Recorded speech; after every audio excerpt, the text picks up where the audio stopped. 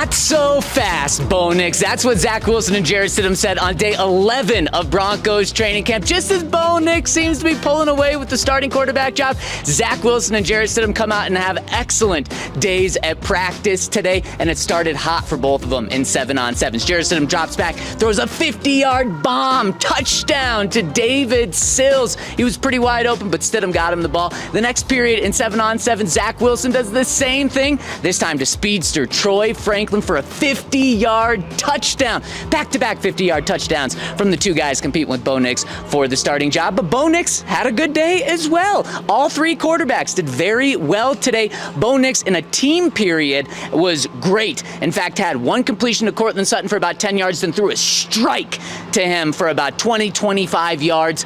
Bo's looking good. Jarrett's looking good. Zach's looking good. Maybe the quarterbacks have three, or maybe the Broncos have three good quarterbacks. I don't know. In what areas has Zach Wilson progressed since the start?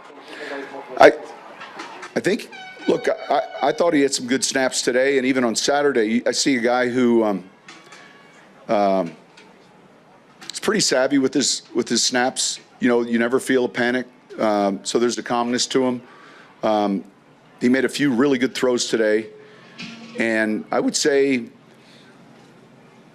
a little bit of his patience, you know, play to play. While all three quarterbacks showed up to practice today and balled out, there was one notable absence, and that's Caden Sterns. Right before practice, the Broncos informed Caden that they are going to release him if they cannot trade him. And this comes as a surprise to a lot of Broncos fans because Caden Sterns, when healthy, is a very productive player and a young safety for the Broncos. A fifth-round pick that when he's been on the field, he's got sacks, interceptions, tackles for a loss, forced fumbles, fumble recoveries. He's done it all when on the field, but he just can't stay healthy, and it was seemingly like he was going to stay healthy this training camp, but the Broncos decided to move on from him. Here's why Sean Payton did that. The depth, I visited with Caden this morning, and I just told him, you know, right now we felt like it was in the best interest of our team, and especially this early where he'll have a chance to either possibly sign with another team or possibly be traded.